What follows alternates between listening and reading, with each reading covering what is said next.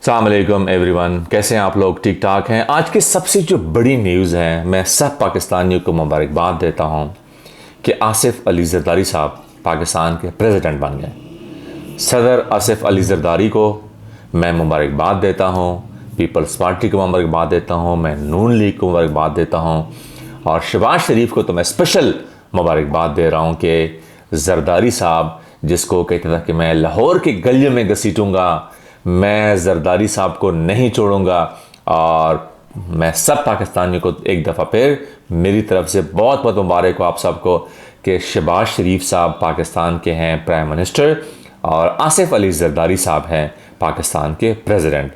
अभी सूरत हाल इस तरह है पाकिस्तान की कि इस वक्त पाकिस्तान की जो इकनॉमिकल सिचुएशन है वो इतनी ख़राब है और दूसरी इतनी बड़ी पर्सनैलिटीज़ शहबाज शरीफ, आसिफ अली जरदारी पाकिस्तान को लीड करेंगे और जो कि बहुत इंतहाई पॉपुलर हैं पूरी दुनिया में करप्शन में। I am really sorry for that, मैं ये वर्ड यूज़ कर रहा हूँ, हालांकि ये हमारे प्रेसिडेंट हैं और हमारे प्राइम मिनिस्टर हैं, लेकिन ये जो दो नाम हैं ये दुनिया में आप किसी भी बंदे से पूछें तो अगर आपको कुछ इल्म नहीं है उन दोनों के बारे में तो वो आपको बताएंगे कि ये जो दोनों पर्सनैलिटीज़ हैं पाकिस्तान की, ये सबसे ज़्यादा पॉपुलर किस चीज़ में है, तो वो लफ्ज़ हैं करप्शन का। तो अगेन अभी देखते हैं कि क्या सूरत हाल बनती है, क्योंकि ये बहुत बड़ी जो है डेवलपमेंट है पाकिस्तान में, क्योंकि अभी तकरीबन 17-18 महीने पीडीएम ने हुकूमत की।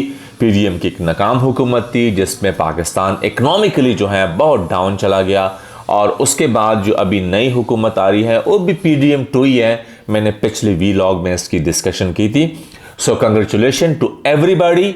और जिन लोगों की बहुत बड़ी ख्वाहिश थी कि आसिफ अली जरदारी प्रेसिडेंट बने और जो शहबाज शरीफ हैं वो प्राइम मिनिस्टर बने, पाकिस्तान के हालात इससे बेहतर हो जाएंगे, पाकिस्तान में रोड्स बनना शुरू हो जाएंगे, बहुत तरक्की हो जाएगी, ब्रिजेस बनेंगे। मैं थोड़ा सा आप लोगों को एक चीज़ मैं आप लोगों को डिस्कस करना चाहता हूँ इस वीलॉग में। कभी ज़िंदगी में ना आप लोग, स्पेशली मैं ये बात करना चाहता हूँ हमारे जो पंजाब साइड के लोग हैं, खैबर पख्तूनख्वा के हैं, बलूचिस्तान की, कभी आप लोग एक दफ़ा सिंध चले जाएं।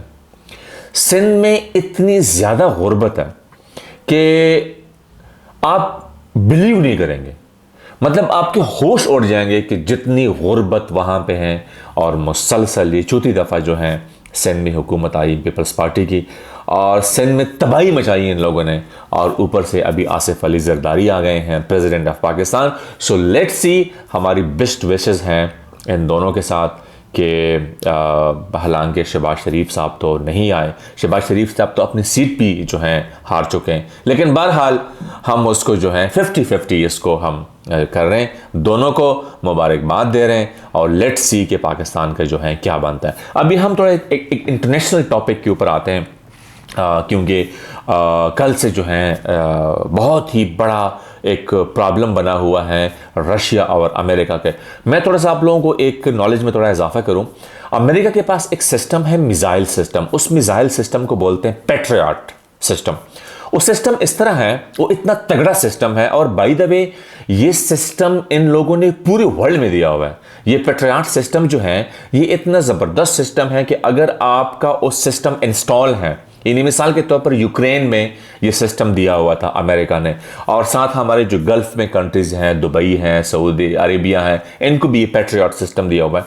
तो ये पैट्रियट सिस्टम इतना स्ट्रांग है कि अगर आप उस एरिया में आप कोई मिसाइल हमला आपके ऊपर आता है तो उसको ब्लॉक कर लेता है, वो मिसाइल वहाँ पे आता ही नहीं है। लेकिन वो पैट्रियट सिस्टम जो है 2 दिन पहले रशिया ने इतने ज़बरदस्त तरीके से जो है उसके पूरे सिस्टम को जो इनका बना हुआ था, ये पैट्रियट सिस्टम इन लोगों ने अफगानिस्तान में भी दिया हुआ था। पाकिस्तान का तो मुझे इसके बारे में इल्म नहीं है, लेकिन बहुत कंट्रीज़ में अमेरिका ने इसको सेल आउट किया हुआ है। तो ये पैट्रियट सिस्टम जो है रशिया ने जो है उसका तबाह बर्बाद किया 2 दिन पहले। मतलब वो सिस्टम इतना उसका फैलाव गया है कि रशिया ने प्रॉपर जो है उसके सिस्टम के टुकड़े टुकड़े कर दिए। तो ये जो चीज़ है, ये जो डेवलपमेंट है, क्योंकि रशिया के पास इस वक्त जो मिसाइल है S-400, ये बहुत तगड़ा सिस्टम है S-400। और बाय द वे S-400 जो है ये इस वक्त इंडिया के पास भी है, रशिया ने दिया हुआ है, पाकिस्तान के पास S-400 नहीं है, और साथ ये सिस्टम जो है चाइना के पास भी है। तो ये जो पैट्रियट सिस्टम है, ये इस वक्त इतनी बड़ी ब्रेकिंग न्यूज़ बनी हुई है पूरी वर्ल्ड में कि जिसकी वजह से अमेरिका को बहुत, मतलब मैं आपको बता नहीं सकता कि अमेरिका को कितनी बड़ी जो है इसमें शिकस्त हुई है, क्योंकि S-400 जो सिस्टम है मिसाइल का, ये इतना तगड़ा सिस्टम है, ये इतना तगड़ा है कि आप अगर आपके कंट्री में वो सिस्टम इंस्टॉल है तो आप बिल्कुल बेफिक्र रहें कि आपके पूरे सिस्टम को कोई कंट्रोल कर लेगा या आपके मुल्क में कोई मिसाइल आ जाएगा। वो इतना डिफेंस सिस्टम में इतना तगड़ा है कि वो बिल्कुल जो है उसको हिट कर लेता है अपने टारगेट को। तो ये बहुत बड़ी न्यूज़ है इस वक्त दुनिया में चल रही है कि अमेरिका का जो पैट्रियट सिस्टम था पूरा, कि ये जो है तबाह हो गया। उसके जितनी भी उसके सॉफ्टवेयर्स थे, उनके जितनी भी चीज़ें उन लोगों ने डेवलप की थी, तो ये चीज़ें सारी जो हैं इनकी जो है ख़राब हो चुकी हैं। और इस वक्त वर्ल्ड जो है, जो मुझे लग रहा है, क्योंकि अमेरिका का इसके ऊपर बहुत इन्हिसार था ये पैट्रियट सिस्टम के ऊपर, लेकिन अभी मुझे लगता है कि वर्ल्ड जो है ये S-400 सिस्टम जो है, जो रशिया के पास है और चाइना के पास है, मुझे लग रहा है कि ये उसके पास जाने वाला है ये वाला। तीसरी टॉपिक के ऊपर हम आते हैं, और वो टॉपिक है पाकिस्तान की जो इस वक्त PSL खेला जा रहा है, Pakistan super league. Pakistan super league के इस वक्त हालात ये हैं कि ये बस आलमोस्ट ये एंड है, और PSL के बारे में ये इस वक्त बात चल रही है कि लोगों ने इस दफ़ा इसमें इंटरेस्ट जो है लेवल बहुत कम था PSL में। इसके रीज़न ये था कि जो स्पॉन्सर थे PSL के KFC, उसके ऊपर लोगों ने बहुत ज़्यादा स्ट्राइक की है। अभी रिसेंटली अभी जो रावलपिंडी में जो मैचेस थे उसके ऊपर लोगों ने काफ़ी एहतजाज किया, तो ये PSL को बहुत बड़ा दचका मिला है। और साथ में जब PSL ख़त्म हो जाएगा तो पाकिस्तान की जो क्रिकेट टीम है उसको हमारे जो पाक फ़ौज के लोग हैं उसको ट्रेन करेंगे। आलमोस्ट ये 10 to 2 वीक्स की ट्रेनिंग है, ये एबटाबाद में होगी। और उसके पीछे रीज़न ये है कि जो मोहसिन नकवी साहब हैं पाकिस्तान क्रिकेट बोर्ड के चेयरमैन जो हैं, वो ये कह रहे हैं कि मैंने क्रिकेट मैचेस अभी PSL में देखे हैं तो मुझे बहुत फ़र्क लगा है। जो इंटरनेशनल क्रिकेटर हैं ये जो हिट मारते हैं ये बहुत, मतलब आप मिडल ऑफ द ग्राउंड में या कभी कभी ग्राउंड से बाहर जाता है छक्का, लेकिन पाकिस्तान के जो क्रिकेट के जो प्लेयर्स हैं इनकी जो स्ट्रेंथ है, जो पावर है, या तो कोई इनका फिज़ीक का मसला है या उनकी कोई ट्रेनिंग का मसला है।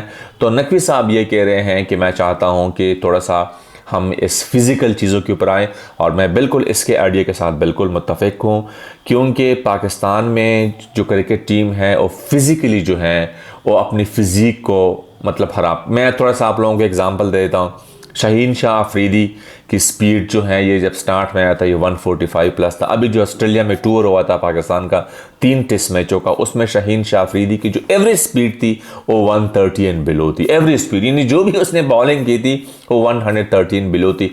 और मिचेल स्टार्क, हेजलवुड और कमिंस ये बहुत सीनियर प्लेयर हैं, ठीक है, ये 100 टेस्ट मैच तकरीबन खेल चुके हैं, और उन लड़कों के जो स्पीड था वो 140 प्लस। तो ये बहुत अच्छा डिसीजन है। अगर इस चीज़ को सही तरीके से लिया जाए तो मैं इस डिसीजन को बिल्कुल बाय करता हूँ। नकवी साहब ने बहुत फिट डिसीजन किया हुआ है।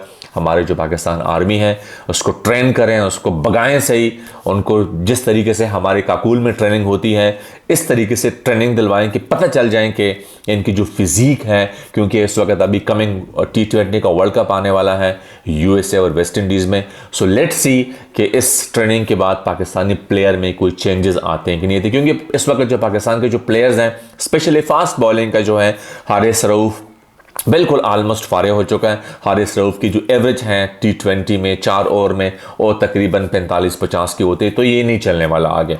इस तरह जो नसीम शाह है अच्छी बॉलिंग कर रहा है, लेकिन वो भी फिज़िकली जो है अपने ख्याल नहीं रख रहा, ये अभी इंजर्ड था आप लोगों को पता है वर्ल्ड कप से पहले। और एहसानुल्लाह जो है जो वो तो मुझे लगता है कि क्योंकि PSL में उसकी कोई पार्टिसिपेशन नहीं थी, वो तो मुझे नहीं लगता कि पाकिस्तान के कमिंग T20 वर्ल्ड कप में उसकी पार्टिसिपेशन होगी कि नहीं होगी।